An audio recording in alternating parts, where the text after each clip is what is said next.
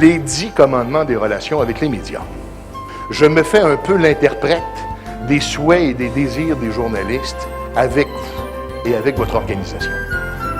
Ce sont des récriminations qui reviennent constamment de la part des journalistes et que quand on trouve une façon d'y répondre avant qu'elles ne se présentent, on contribue très facilement et bien davantage à établir, mais surtout à maintenir des relations harmonieuses avec les journalistes. D'abord, être là pour les bonnes comme pour les mauvaises nouvelles. Hein, quand on a une bonne nouvelle à annoncer, là, tout le monde veut être sur la photo du lendemain, mais quand on a une mauvaise nouvelle à annoncer, par exemple, les retours d'appel viennent pas vite. Dire la vérité et pas essayer de louvoyer avec les journalistes. N'essayez pas de jouer à ce jeu-là, et encore moins de lui mentir aux journalistes. Ne demandez pas l'opinion du journaliste sur votre dossier. C'est pas son travail.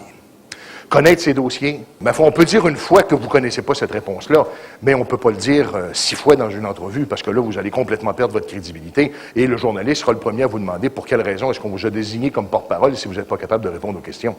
Donnez accès aux décideurs. Lui veut parler à celui ou celle qui prend les décisions. Donnez la même information à tout le monde, c'est mon 6e commandement. Si vous voyez qu'il s'est passé quelque chose, puis ça a suscité l'attention des journalistes, alors convoquez un point de presse, tenez-le et donnez la même information à tout le monde. 7e, ne vous attendez pas à ce que votre nouvelle sorte telle qu'elle. Plus vous aurez de détails, moins vous allez vous retrouver le lendemain, parce que moins le journaliste va utiliser ce que vous lui aurez dit. Ne pas appeler les patrons du média pour se plaindre. Il faut faire attention, hein. Je comprends très bien, et il est de bonne loi de corriger des erreurs de fait dans un article. Mais le journaliste a le droit le plus strict de ne pas penser la même chose que vous et de le dire. Il ne faut pas essayer d'étouffer une affaire. C'est mon 9e commandement. À partir du moment où vous dites que vous n'êtes pas au courant, le journaliste, lui, qui sent qu'il y a quelque chose qui se passe, va essayer d'aller chercher son information ailleurs. Chez généralement vos compétiteurs ou vos adversaires. Et quand la nouvelle va sortir, vous allez être en rattrapage.